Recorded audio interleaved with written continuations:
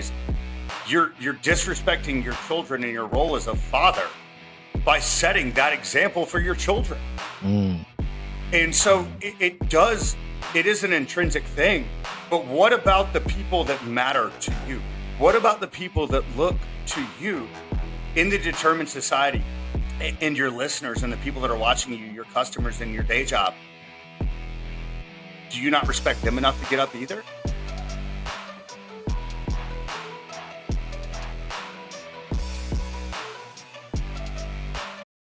What is up, everybody? Welcome back to another podcast of the Determined Society. You guessed it, guys. I am here with another amazing guest today. A man who's a fitness and transformation coach. He's a public speaker, recovered addict, veteran. And the one thing that I love about him is he believes that vulnerability is a strength. And it's one of his best qualities. He's a very close friend of mine. And quite honestly, guys, there is no intro that I can give this man to honor him, to honor our friendship, to honor what he means in my life. So I'm just going to get to it before I start fucking crying. I'm going to introduce to you today one of my closest friends, a man I love and respect, Matthew Headden. What's up, buddy? What, man? I'm going to cry, dude. Are you kidding me right now? Well, it's what we do best. Yeah, I guess, man. Yeah. Oh, man. Well, dude, I'm happy that we're sitting here together. And having this conversation on a beautiful Friday. I just realized I said a day and we don't know when this is going to air, but it's okay, man, right? People are going to listen to it and they're going to hear your message. And, I want to start off the show just by acknowledging you and, watching your growth through everything that you're doing with your clients, your coaching, your own personal journey, in faith, and just more importantly, man, your self-respect journey, which quite honestly has gotten me really fired up over the last week or so, listening to you talk about self-respect and tying it really to everything we do on a day-to-day basis, whether it's our nutrition, our workout, so man, let's chat about that really quickly, about self-respect, because listen, dude, there's a ton of fitness experts out there. There's a ton of them. And, they're talking about macros. They're talking about HIIT. They're talking about progressive overload and time under tension. It's like whoopty fucking whoop. Like, dude, quit, getting on Google and regurgitating somebody else's shit. I love how you lead and how you honestly coach me is through compassion and self-respect. So talk to us about that. Well, first off, it's an honor again to be here and to work with you here on the podcast and, coaching you. And, I learn a lot from everybody every day. And yeah, man, I've been down that road of, here's your macros and, and all those things. You don't need me for that. You can Google it. Ask Jeeves, if you will, to age myself a little bit. A lot of people, talk about the most important things. And you've heard me speak about this is it the exercise? Is it the nutrition? Well, they're important. And then it becomes, it's consistency. Well, yeah, but how do you get there? And then it becomes mindset. And we hear about mindset all the time. But how do you keep that mindset? And to me, it boils down to operating out of self-respect. The interweb will tell you, it's self-love. Mm-hmm. But how do you get there? Because there's a lot of times where you're not going to like yourself and you're really not going to love yourself. Yeah. So how do you nurture that relationship with yourself to get to that point? And a lot of it to me stems from self-respect and doing those little things, showing up for yourself, keeping your word to yourself to me is a huge, huge thing. It's very hard to operate when you don't keep your word to yourself. Yeah. I you know what, man, there's so many amazing things that you said in there. It's like, what begets what, right? It's like, we talk about self-love. Well, how do you get there? We talk about discipline. Well, how do you get there? We talk about commitment. Well, how do you get there? There has to be some type of switch in your mind. Okay. Buzzword, mindset, determination. For all the individuals listening right now, I want you to really dive into this very provocative thought of which comes first, right? everything is derived on self-respect.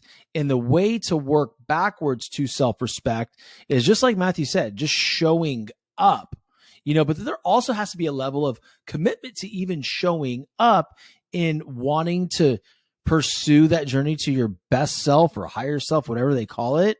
It's really funny because I want to, and I share this with you today. Early in the morning, Matthew and I have either DM conversations at 4:30 in the morning, mostly every single day, or a text message back and forth no later than 6 a.m. And the one thing that I noticed today of myself, and it was very pleased, all right, is I'm laying in bed. Now imagine this, guys. Okay, well, not imagine me laying in bed, or you can if you want. Like, hey, whatever floats your fucking boats, guys. But for me, I sat there and I said, oh, dude, Sean, there's no way you're getting up today. Like, your bed's warm. You're not feeling the greatest. You didn't get a lot of sleep. We'll try to find a way to work it in, or I'll work out on Saturday. I'll just do it tomorrow. And I laid there for 9 minutes. And that freaking self-respect started echoing in my mind. And I was like, bro, like my boy Matt talks about this all the time. If I sit in this bed right now, I am disrespecting myself, my mission, who I'm going to be, who I'm chasing, and who I can be for my family. I think that I love getting in people's heads, man. And what it boils down to is this, and I was going to say this, and you killed it, right? It does boil down to our self-respect there, right? But to me, you're also disrespecting your mission and your purpose. Mm-hmm. We, to quote Marcus Aurelius very loosely, were we created to lay in bed and be lazy all day. Wow. And does your wife need you to show up for yourself? You're disrespecting your spouse when you're being lazy. You're disrespecting your children and your role as a father by setting that example for your children. Mm. And so it is an intrinsic thing, but what about the people that matter to you? What about the people that look to you in the determined society and your listeners and the people that are watching you, your customers in your day job? Do you not respect them enough to get up either? I love that, Matthew. And I think a lot of people, and this is getting into some sensitive subjects, and I like it because I'm on your school of thought, dude. I'm like, if you don't just show up, you're not just disrespecting yourself, you're disrespecting your family, your children.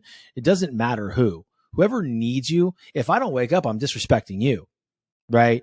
Now, again, if you're sick and you're, busted up, like, dude, like there's times where you just have to take a day and you don't feel well. Like you're literally sick of shit. Like you need to sleep. But like for the people that are listening, I want you to be very aware that self-love does not mean telling yourself it's okay.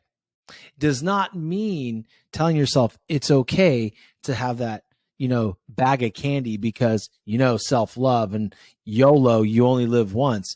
Like, guys, every time we take a step that's out of congruency to who we are and what we are chasing in our lives, you're going to lose.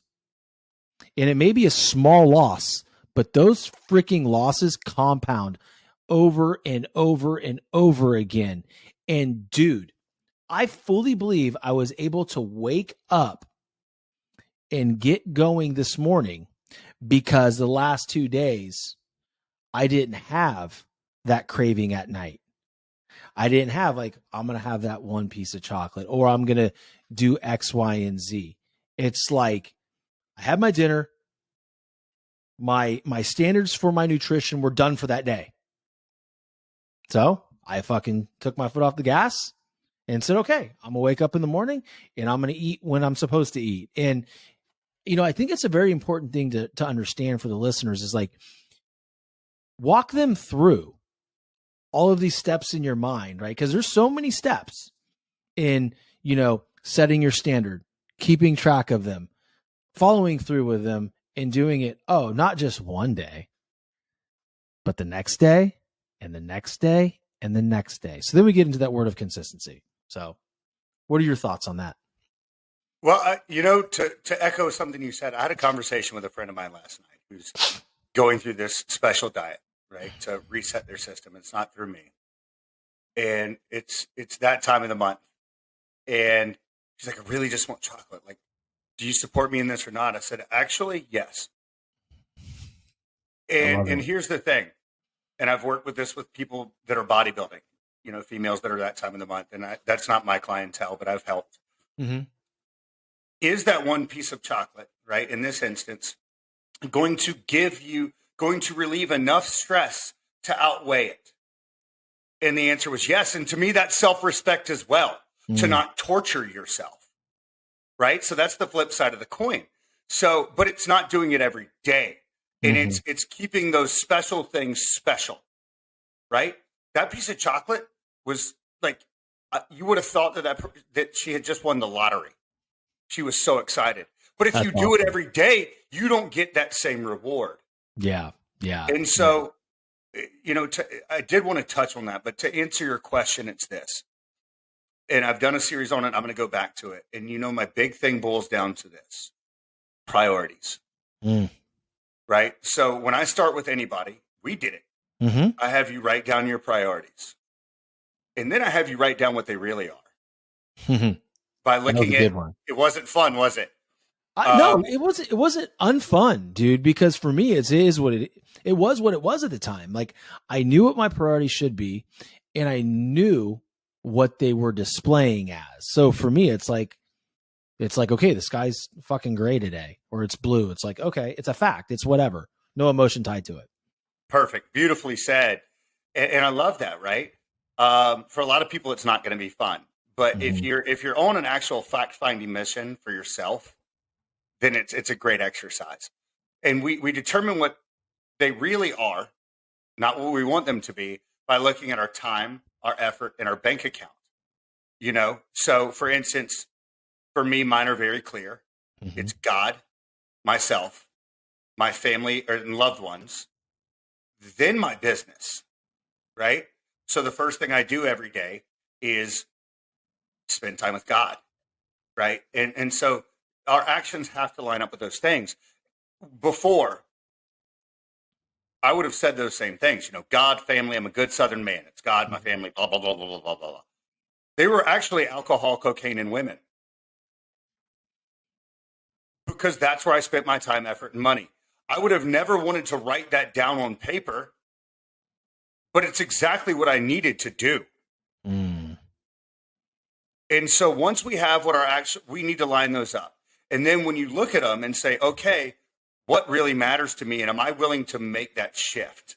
Because a lot of people it's very hard to respect yourself when what you say your priorities are and what they actually are don't line up. And it's basically impossible to feel fulfillment as well. Dude, like, why is it that we don't hold ourselves to the same accountability as we would hold somebody else, right? So let's say we're in a relationship with somebody, whether it's just, an acquaintance, a marriage, friendship, and you're like, fuck, man, they ain't keeping up their end of the bargain. They're not keeping their word. Like, I have an issue with that. Like, why is it that we hold people to such high standards, but then when it comes to us, we have the tendency just to let ourselves off the hook? Where do you think that comes from? Well, you would hold me to that standard, right? Do you respect me? Of course. Okay. I want you to think about that. You would hold your wife to a certain standard, right? Oh, do you respect her? 1,000,000,000%. Now flip-flop it. When you're not doing that, do you respect yourself? Exactly. The answer is no. And so the thing is it happens over time. And it's a question that I ask everybody, and you remember it. Does an avalanche start with a pebble or a boulder? Pebble. It starts with a little pebble of not keeping your word to yourself. And next thing you know, you look up and everything's out of whack. Bro, so true, man. And it's funny because what happened for me? Like, we've talked about this, but I did 75 hard, and just like that too, where I was just chipping away this fat gelatin mess, it was like a pebble and then a bigger boulder started. And then after 75 days, I looked at myself like, oh my God, I'm super happy with myself. Like, look how skinny I am. But then I look back, I'm like, wow, okay, you looked emaciated. You looked flat, right? There was no muscle tone. Yeah, you were skinny. But then, right, that boomerang flipped back just as hard, even harder. And slowly but surely, pebble by pebble, unhealthy choice after unhealthy choice after unhealthy choice, right? And so it becomes this pattern, right? Where you're hot and cold, where I was hot and cold. So now what I've really focused on through your help, and I want the audience to really understand this, like, I don't have all my shit together. Like, you guys see me and you comment on my 4:30 in the morning. Well, quite honestly, it's the only time I could really do it. Unless, like yesterday, I was able to get up at 9 and work out, and I fucking took advantage of it, and I had the best workout I ever had. But there's somebody else on the other side of this equation, guys. It's my boy Matthew. It's like the accountability that I have for him and the respect I have for him is like, I can't tell this guy that I don't get to tell him I was too tired. Yesterday, when I woke up, I texted him like, hey bro, day starts later, going at 9 a.m. That's the self-respect I have. That's the respect I have for you. Like, we're adults. I'm 44 years old. To be clear, guys, I don't have to text Matthew when I'm going to work out. Hey buddy, I'm going to go work out now. But the idea of a partnership and doing and on this journey together, I need him included in every step of the way. I love that. And thank you. And the respect is mutual, very, very mutual. And the thing is this, it boils down to relationships, right? And we think about how we nurture relationships. We nurture relationships by giving in the way that the other person can receive, right? Finding out their love languages and not just giving to them in our love language, but giving to them in theirs and it being reciprocated, right? Keeping our word to them, showing up when we say we're going to show up for them. Sometimes a partnership is necessary. I would say most of the time, because I firmly believe that everybody needs a coach and it takes a village, right? Mm-hmm. But what ends up happening is this. Along the way, you start to build that respect in yourself because I deserve this and I deserve more. And there are going to be times, to go back to an earlier point, where you say, well, how do I build love for myself and I don't respect myself? Make those small little changes. Yeah. Find your pebble. And it can be so many times, you mentioned with 75 Hard, right? And I'm a fan of Andy Frisella. Absolutely. I mean, heck, I'm wearing a First Form short right now. Yeah, he's amazing. Absolutely. But it's this. You went all or nothing, and that's what that is. All or nothing typically ends up in nothing. Mm-hmm. There is a difference, and people would call that all in as well, but it's not the same thing. And it's the same thing we did. It's a little pie chart. If your exercise gets 1% of your day, give it 100% for that 1%. And it's not all in all day on this one thing because you can't spread that out. Yeah. It's give each piece. And when you do give what you have, some days you're going to have 50%, but give it 100% of that 50%, right? Mm-hmm. And when you do that, you'll slowly find yourself being like, you know what, I can do this. And that's where the respect and self-love does build, is through those consistent actions. Yeah. And small ones. Not saying, man, I've been waking up at 7:30, so now I'm going to get up at 5:30. Stop it. No. Just say, I'm going to wake up maybe at 7:15, and I'm going to spend a little time saying my gratitudes or spend a little time talking to baby Jesus, right? Mm-hmm. And then and writing a little bit or planning your day out so you're not reacting to the entire day. And then next thing you know, you wake up at 7, and then it just keeps happening. It's compounding interest, and it's a hell of an ROI. Yeah, I agree. I don't believe in completely shocking your system in wake up times or whatever. You know, like I'm naturally, you're a natural early riser, right? I played Division I baseball. I was up early to lift because that was what was required of us. And I just learned how to be able to wake up super early. And then when I got into my professional world, like, my sales career, it was like, okay, well, I feel better when I work out, and sales is a stressful career. So why don't I just, wake up super early, right? Like at 5 and go work out. And then it worked. And then I got into this habit. And then now that I have like 17 kids, right? Well, 3, it feels like 17. It's like these fuckers come at you from every angle, right? Like it's, well, now I got to get up at 4:30, or I'm sorry, 4. So I could be at the gym by 4:30, home in enough time to make their lunch and eat and cook their breakfast and eat with them, because that's something that fills me up. Like I don't want to ever miss it. I get so down. Like if I'm traveling for work or even traveling to record, guests and just doing things that I do for this business, is like, I miss those moments where I'm home. But the biggest thing that, just to your point on this tangent I'm on, is, dude, if you're waking up at 7:30, don't fucking say you're going to wake up at 5. Like, do people really realize what 2.5 hours of sleep really is? It's a game changer. Like, dude, do things in small increments, right? And everything that you and I have done has led me to the point today. Are we seeing the physical response yet? Probably not, right? But are we seeing the mind shift? So this morning when I woke up, I'm like, okay, I really don't want to. I have nothing in me. I didn't get to sleep last night. I feel like I'm getting sick. I can feel it in my chest. It's like, just get up and move a little bit. Just give 100% of what you got. Dude, 8 minutes into my warm up, I'm like, okay, I'm awake now. I got this cool conversation with Matthew at noon. Fucking A, let's go. And then it was after my second set, I was like, dude, I'm all in. Like I'm increasing the weight. I'm tired at 9 and I'm pushing to get 12. Like my whole workout was that way.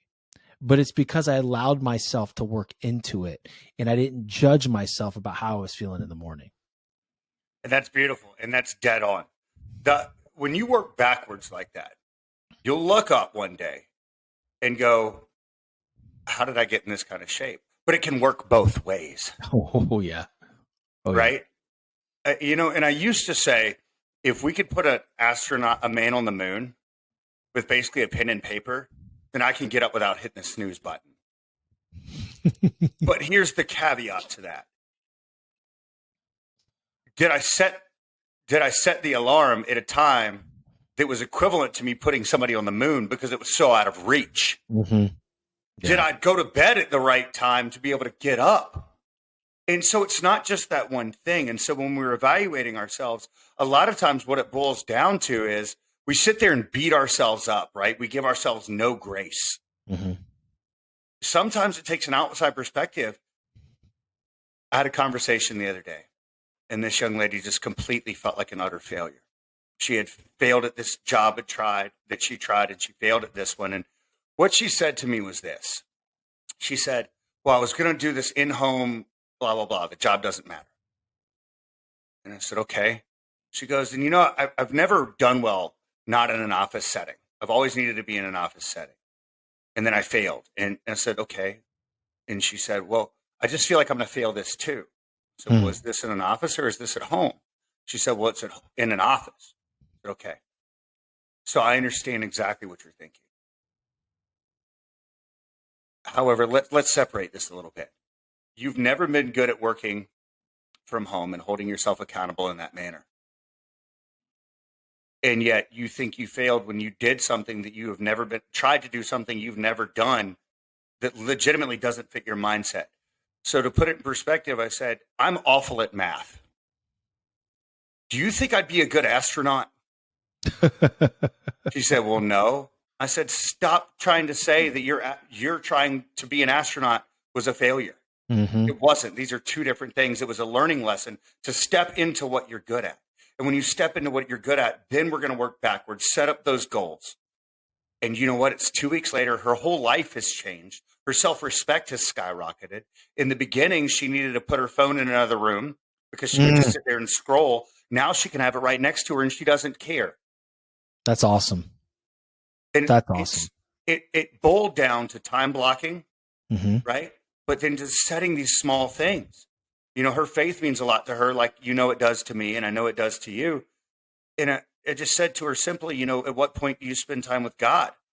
And she said, whenever I get the chance, I said, it doesn't work that way. If he's your number one priority, then he needs to be the first thing you do. Let me know in a day if when you put him first tomorrow, if you have a little more clarity. And I'm not saying that everybody needs to talk to God, but what I'm saying is if you want to find clarity and purpose and fulfill what you're saying you're due to yourself, then your number one priority needs to be the first thing you do.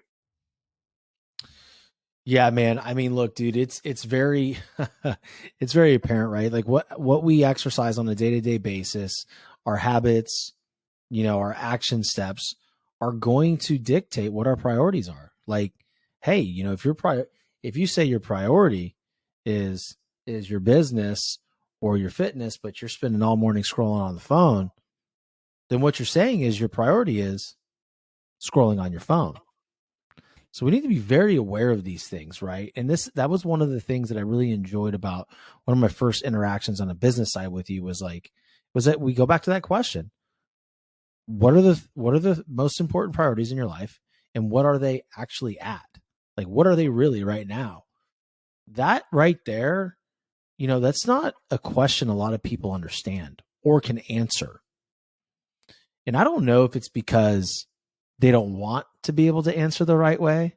I think it's about being honest with yourself. What are your thoughts? One, I would say they never contemplated it.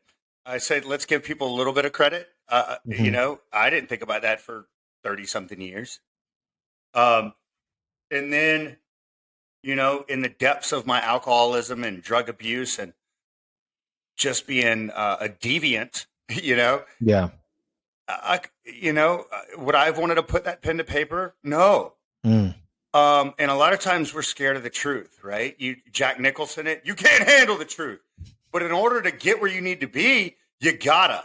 Yeah. Now, it's easy for me to sit here and say that. It's very easy for me to sit here and say that. But it is necessary. It's not going to be easy, right? I don't expect it to be easy. But it's worth it. And I think that's what it boils down to is, I hear it all the time now, and I've said it for a while, which is choose your hard. And it's become almost a cliche, but it's like, waking up. I mean, I'm not even going to go into what time I wake up because I'm a freak. Yeah, I know. But it's what it requires for me to get done what I need to get done. Mm-hmm.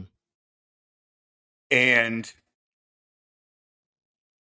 I actually just lost my train of thought for a second. It happens, bro. Yeah, I just got lost in your eyes, man. That's all. Hey, that is normal. That is normal. You know how many guests tell me that we have to stop recording because they're looking at my sexy face? I've never heard that. I've listened to every one of your podcasts. No, I think you made that up, Sean. No, I've got some good editing skills. Some really good editing skills. I cut it out. It does. To go back to a previous guest and a friend of mine, like Emily Ford, right? To give her a shout out again. She's an amazing woman, and she built these incredible businesses from nothing. Her emails, I can't imagine what her email and phone look like in the morning. But she does not look at her email or her phone until she has spent time with God and until she goes to the gym. Her boyfriend, Jake Havron, who I've known for 8 years, same thing. Listen, I know you have stuff to check on, and I know you have responsibilities, but guess what? You have a responsibility to yourself, too. Dude, there's a lot of studies that say, to your point, first of all, I want to acknowledge, Emily Ford and give her the proper respect. One of my favorite guests, one of my favorite new friends. So thank you for that connection. And, there's not too many people at her level that operate like she does. She's a Minnesotan, kind, humble, huge-hearted individual. And, it's funny because you talk about how she doesn't look at her phone or touch it until she spends time with God and goes to the gym and completes her workout. Like, dude, that is one of my biggest struggles. I keep it on do not disturb, but it's just still a habit to go look and see okay, what's going on? I specifically open up the phone in the morning and speak with you. Right. But it's like one of those things where, I can see how powerful that would really be. Right. Like not looking at your damn phone because you're in a beta state. You're not ready to look at your phone. You could look at your phone, see a stupid message on Instagram, right? By a troll, or, a bad email, like maybe an upset client, or maybe you didn't get a deal you thought you were going to get and that person went elsewhere. It can completely landmine the F out of your whole day. But whereas spend time with God, go get your workout in, and then look into that stuff, may have a different reaction, wouldn't you think? I know. Scientifically speaking, anecdotally speaking, all of the above. I mean, it's been proven. And what I like to do, you know me, I'm either wearing this blue shirt or this black shirt. I'm either wearing my black pants or my jeans. Like, it's the same thing every day. Me too. And I'm very big on studying people that are already there. So many people are trying to reinvent the wheel. And if you could not, it would make your life a lot easier. Find somebody that's done it, and then, work backwards to create what you need to create. So one of the studies that I love was done, I believe it was by Harvard Business. They're okay at what they do. So they studied the CEOs of $10 billion companies and up. Like, we don't want to screw with the $500 million peons here, right? No. Yeah, I'm not worried about it. Not worth it. Nah, forget these guys. So what the study said was that the average American, it was different for men and women, but when I combined the numbers, the average American works out approximately about 16 minutes a day. The average CEO of these companies works out 50 minutes a day. The average CEO slept an extra hour more than the average person. The average, over 60% of Americans skip breakfast. 98% of CEOs eat breakfast. And that's interesting. I guarantee you they have a lot of responsibility. But the thing is they understand, and they studied the return on investment for them eating breakfast and them working out in the morning. And they don't say, I'm going to do it later, because no, you're not. But the thing is, what they found was their productivity, their ROI was 4 times as great when they ate breakfast and they exercised. It's not in spite. People say, well, Matthew, how are you, doing your personal training and co-heading up this new business that we haven't talked about yet, and writing a book and doing this other stuff and speaking and still work out? No. It's not in spite of it. It's because of it. Thank you. It's how I have the mental acumen to be able to do it. How I have the physical stamina to be able to do it. Does it suck sometimes? Yeah. I don't want to. I promise you, wake up at 3 a.m. Or like yesterday, 2 days ago, 2:30 to get done what I needed to get done. But I'm glad I did, because I kept my word to myself. Yep. It's it's so funny because, people always say, like, how do you, there's so much alignment here. How do you father 3 children? You're a husband, you have a podcast, you have a, business, and then you have a corporate career, and you work out at 4:30 in the morning. I'm like, dude, if I don't work out at 4:30 in the morning, then I can't do all the other shit.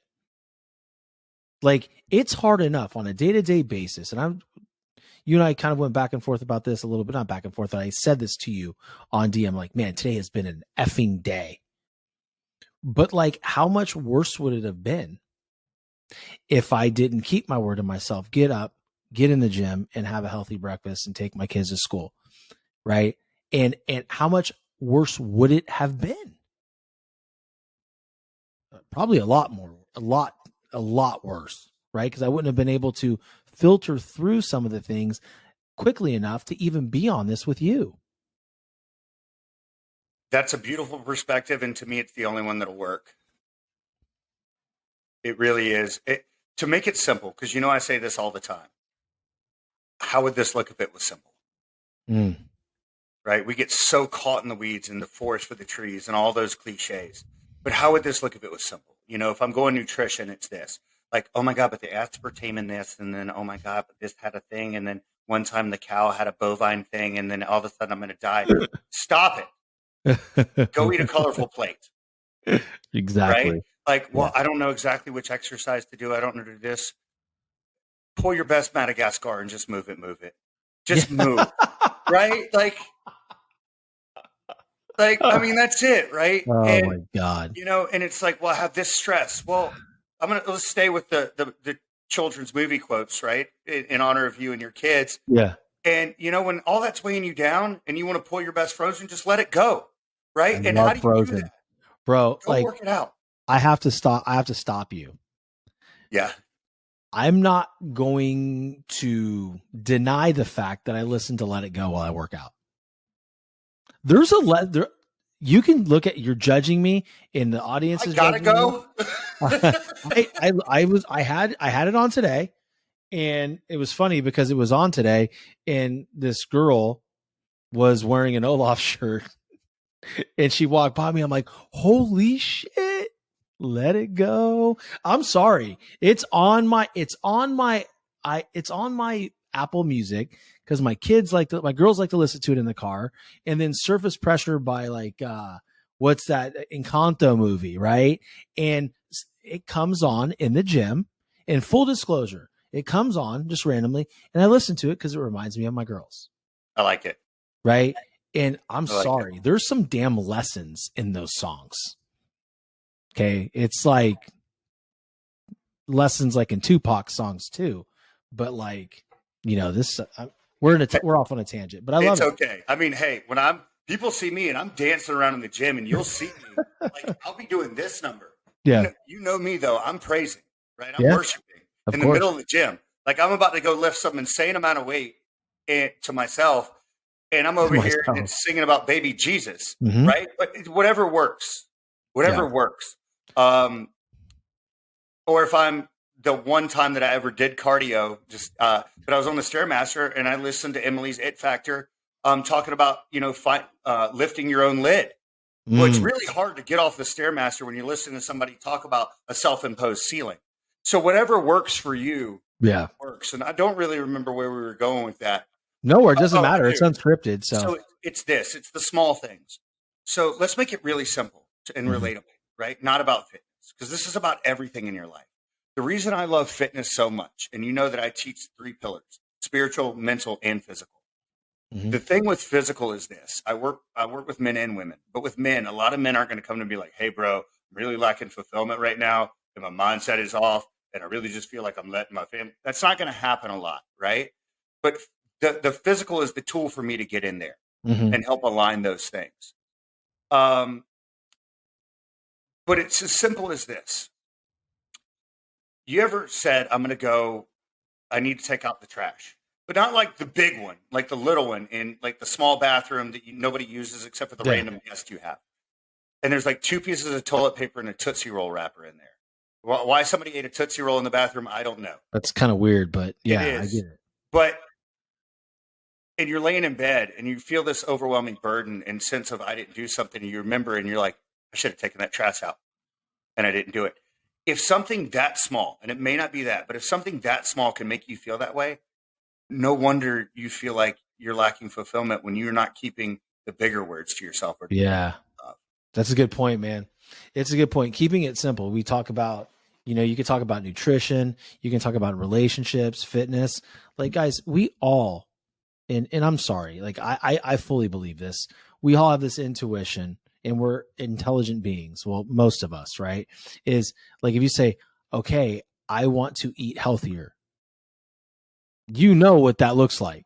Like you know that, okay, I need to have a protein, I need to have a carbohydrate, and I need to have a colorful plate full of vegetables. Yeah, but then you can go and you can back off the corner and you can say, well, everybody says carbs are bad. Now, bullshit. They're not. I mean, they're everything. I love them. They make everything better. But the problem is we like to complicate things, right? So imagine that individual walking into a big old gym for the first time. Oh my God, I don't know what to do. I know what you can do. Just go. Like, you have a whole weight room full of shit. Just put your body into action. Like you said, just move it, right? And if we can just keep things simple and know that, hey, it may not be the most efficient way to do it, but guess what? It's better than what we did yesterday, because yesterday I didn't do anything. So for those of you that are sitting there, haven't started, are talking yourself out, whatever it is that you're looking to do, whether it's write a book, even if you write a paragraph today, you moved forward because you didn't write the paragraph yesterday. I would say this. to further your point, what you're doing may not be efficient, but is it more efficient than what you were doing? It's great. It's great, man. You know, I like to think of it like that, because a lot of times I can sit there and say, because you know me, dude, I will beat myself up. I'll be like, okay, I am not where I need to be right now. And so every day, like, I'll go to bed disappointed because the ceiling for me is so high that I'm setting for certain days, not overall. I look at it on day to day. So the problem with that is I can overwhelm myself, right? And be like, okay, well, today wasn't successful because I didn't achieve all of this. Well, the reality is like, okay, did I do the work? If I did the work, you know, if I was on a sales call until 9:15 last night, I took a fucking swing at it. Like, is there glory in that? Like, yes. Guys, girls, you don't have to be sitting there and winning every single second, every single task. But what you need to be doing is just following through. That's the win, is the activity. Eventually what'll happen is you'll back your way into a win, like a real win. Like, that's a scoreboard. That's, you just scored. You just let it off a single. You walk, butt them over, bomb, home run, right? And then now you're seeing stuff on the scoreboard.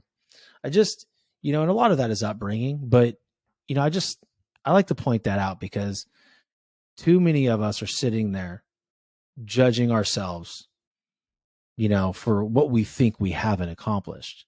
When in reality, during the day, we've probably accomplished a lot if we just moved. Just move, keep it simple. And I mean that in every sense, not just exercise, right? Because that's not just what I coach. It's business. It's making that video. It's making that reel. It's putting out that blog post. It's going to talk to that girl or guy, you know, at the restaurant. Yep.